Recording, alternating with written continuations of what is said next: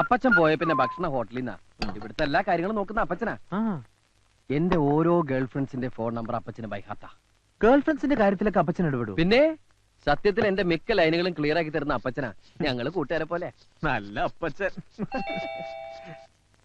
അപ്പച്ചനായിരിക്കും.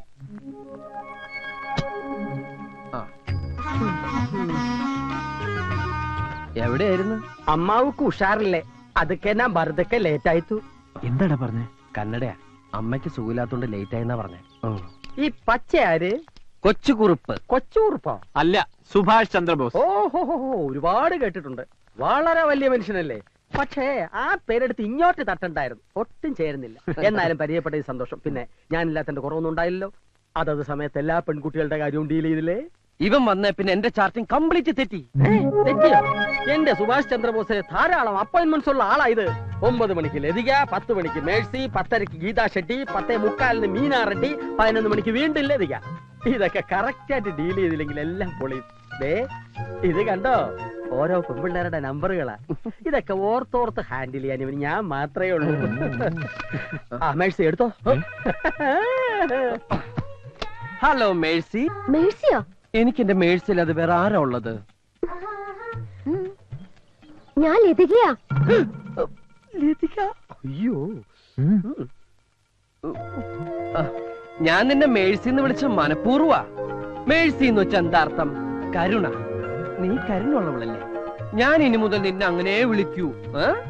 അല്ല, ഞാൻ നിന്നെ കരുണാന്ന് വിളിക്കണോ മേഴ്സി എന്ന് വിളിക്കണോ? മേഴ്സി. ഓക്കെ, ഇനി എങ്ങനെ വിളിക്കൂ? വെറും പഞ്ചാര വർത്തമാനമേ ഉള്ളൂ. ഒരു ഗുണവും ബാക്കിയുള്ളതിനൊന്ന് കൊത്താനും സമ്മതിക്കും. ഇതുപോലെ അപ്പച്ചനെ കിട്ടിയത് നിന്റെ ഭാഗ്യം. നിന്റെ അമ്മ രണ്ടാമത് കിട്ടിയതായി ക്രിസ്ത്യാനിയെ. ഇയാളെന്റെ അപ്പച്ചനൊന്നുമല്ല. അപ്പച്ചെന്നുള്ളത് ഇയാളുടെ പേരാ. കാറ്റും വെയിലും കൊള്ളാതെ ഇവനെ സംരക്ഷിക്കാനാ അമേരിക്കയിലെ തന്തയും തള്ള എന്നെ ഏർപ്പാടാക്കിയത്. ഇപ്പോഴിതാ സകല തരിടയ്ക്ക് ഞാൻ ആ കൂട്ട്.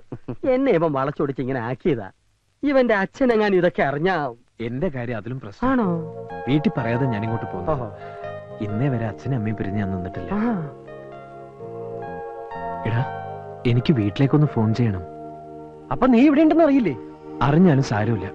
അച്ഛൻ ഇപ്പൊ എന്നെ കാണാതെ ഭ്രാന്ത് പിടിച്ചിട്ടുണ്ടാവും.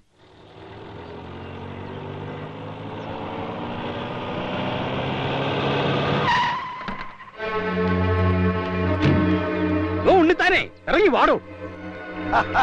അല്ല, ഇതാര് കുറുപ്പോ? അപ്പൊ തനിക്ക് വീണ്ടും വിചാരം ഉണ്ടായല്ലേ? എനിക്കറിയായിരുന്നടോ തന്റെ മോന് വേണ്ടി താൻ എന്റെ കാല് പിടിക്കാൻ വരുമെന്ന്. വാ, അകത്തോട്ടിരിക്കാം, എന്നിട്ട് ബാക്കി കാര്യങ്ങൾ സംസാരിക്കാം. ഞാൻ തന്റെ സൽക്കാരം സ്വീകരിക്കാനും കാല് പിടിക്കാനും വന്നതല്ല. അല്ലേ പിന്നെ? എന്റെ മോന് താൻ എവിടെ ഒളിപ്പിച്ചു വെച്ചിരിക്കുന്നേ? പറയടാ നാട്ടി ഉണ്ണിത്താനെ. എന്റെ വീട്ടിൽ കയറുമെന്നാണ് ആവശ്യം പറഞ്ഞാൽ അടിച്ച് കാല് തല്ലി ഒടിക്കാൻ എനിക്കറിയാൻ വയ്യാഞ്ഞിട്ടല്ല. എന്റെ മോൻ അമ്മായിയച്ഛന്റെ കാല് തല്ലി ഒടിച്ചു എന്ന പദവി എനിക്ക് വേണ്ടാച്ചിട്ടാ. അയ്യടാ, ആ പൂജ അങ്ങ് മനസ്സിൽ വെച്ചാ മതി. മര്യാദയ്ക്ക് എന്റെ മോനെ വിട്ടു തരുന്നില്ലയോ? ഇവിടെ കിടന്ന് ഒച്ച ഉണ്ടാക്കരുത്. ഇവിടെ ചോദിക്കാനും പറഞ്ഞ ആണുങ്ങളുണ്ട്. തന്റെ മോനെ ഞങ്ങളെ മോളെ കൊണ്ട് പിടിച്ചങ്ങ് കെട്ടിച്ചു. താൻ എന്തോ ചെയ്യും? ഇതൊക്കെ പറഞ്ഞാ പോലെ പ്രവർത്തിക്കുന്നു. അപ്പൊ കെട്ടിച്ചു കഴിഞ്ഞു അല്ലേ? അതെ, പിടിച്ചു കെട്ടിച്ചു. ഞാൻ രണ്ടുപേരെയും കാശ്മീരിലേക്ക് ഹണിമൂൺ അയച്ചിരിക്കുക. അത് കഴിഞ്ഞ് സ്വിറ്റ്സർലാൻഡ് വഴി ഉഗണ്ടായി ചെന്ന് പ്രസവമൊക്കെ കഴിഞ്ഞിട്ടേ വരൂ. താൻ കൊണ്ടുപോയി കേസ് കൊടുക്കും. ഞാൻ ഇതിന്റെ പേരിൽ ഉണ്ണിത്താൻ കോടതി വരാൻ കയറി ഇറങ്ങും. എന്റെ വീട് പണയം വെച്ചിട്ടായാലും ശരി, തന്നെ ഞാൻ അഴി എണ്ണിക്കും. നോക്കിക്കോ. പ്രേമിച്ചിട്ടില്ല, ഒളിച്ചോടിയതല്ല എന്നൊക്കെ പറഞ്ഞ് അവൻ നമ്മുടെ മുമ്പിൽ നാടകം കളിക്കായിരുന്നു. പ്രസവം ഉഗാണ്ടയിൽ വെച്ചാണെന്ന്. ഉഗാണ്ടയിലോ? അവനിപ്പോ എവിടെയുണ്ട്? അവൻ പോയിരിക്കാടി ഹണിമൂണിന് കാശ്മീരിലേക്ക്. നമുക്ക് പോലീസ് പരാതി കൊടുത്താലോ? ഹണിമൂണിന് കാശ്മീരിലേക്ക് പോയതിനോ? അതല്ല മനുഷ്യ, അവനെ കാണാനില്ലെന്നും പറഞ്ഞ്.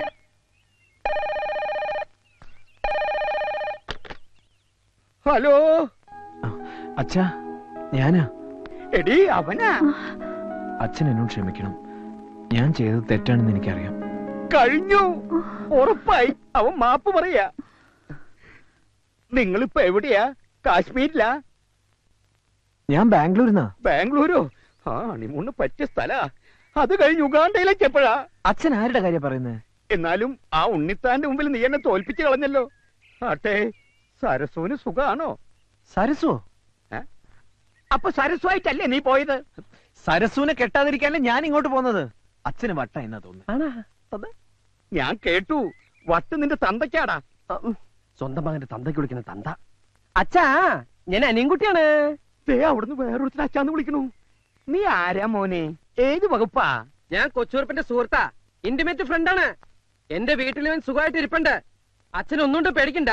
നിനക്ക് പെങ്ങന്മാരും വല്ലവരുണ്ടോ? ഞാൻ ഒറ്റ മോനാ. അവിടെ വേലക്കാരി ഉണ്ടോ? തെറ്റിദ്ധരിക്കല്ലേ, അവന്റെ ജാതകത്തിൽ ഒരു ഒളിച്ചോട്ടം പറഞ്ഞിട്ടുണ്ടേ.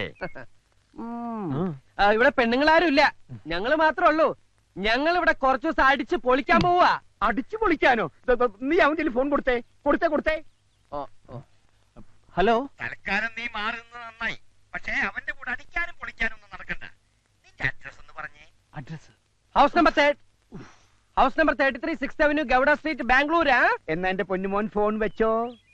വെറുതെ അവനെ തെറ്റിദ്ധരിച്ചു. പക്ഷേ അവനോട് ഒറ്റയ്ക്കാണെന്ന് അറിഞ്ഞപ്പോ പേടി കൂടി. അവന്റെ കൂട്ടുകാരുടെ അടിച്ചുപൊളിക്കാരനാ. നമ്മുടെ മോൻ വഴിതെറ്റാൻ ആ കൂട്ടുകാരൻ ഒരുത്തം മതി. നാടും വീടും വിട്ട് ശീലമില്ലാത്ത കുട്ടിയാ. ബാംഗ്ലൂരിലെ നമ്മുടെ മേനോനെ ഒന്ന് വിവരം അറിയിച്ചാലോ? മേനോന്റെ ഒരു കണ്ണുണ്ടാവും. കണ്ണ് മാത്രമാക്കണ്ട, അവൻ ഇനി മേനോന്റെ വീട്ടിൽ താമസിച്ചാ മതി. അവിടെ ഒരു പെൺകുട്ടിയില്ലേ? ഉണ്ട്, മേനോന് ഒറ്റ മോളാ. അവിടെ താമസിച്ച് അങ്ങനെ വല്ലതും സംഭവിച്ചാ എനിക്ക് സന്തോഷായിടി. മേനോൻ എനിക്ക് സൂചിപ്പിച്ചിട്ടുള്ളതാ. അവര് തമ്മിൽ ഇഷ്ടപ്പെട്ട ബാംഗ്ലൂര് വെച്ച് കെട്ട്. അത് കേട്ട് ഞെട്ടി ആ ഉണ്ണിത്ത മേലോട്ട് നോക്കി ആന്ന് വായും പൊളിച്ച് നിൽക്കുന്നത് എനിക്കൊന്ന് കാണണോടി. എന്നാ സമയങ്ങളുടെ മേനെ വിളിക്ക്. ആ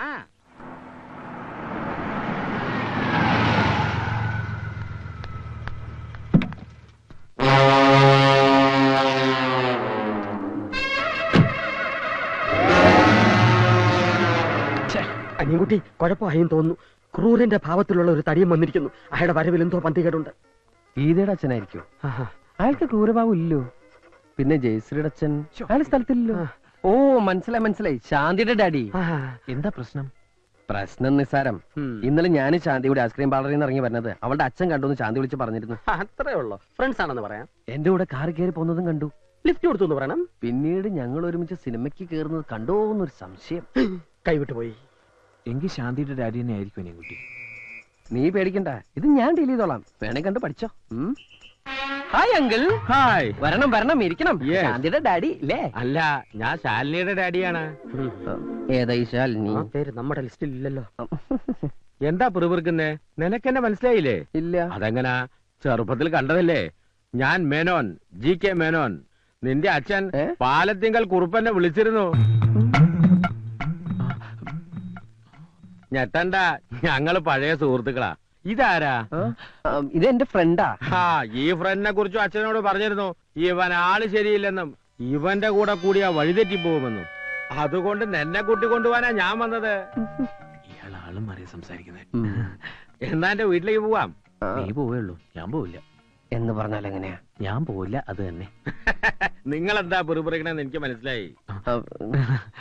അങ്കിളിനൊരു പ്രായപൂർത്തിയായ മോളില്ലേ? ഞാൻ അവിടെ താമസിക്കുന്നത് ശരിയാണോ? ഇതൊക്കെയല്ലേ? ഞാൻ അതും നിന്റെ അച്ഛനോട് സംസാരിച്ചിരുന്നു.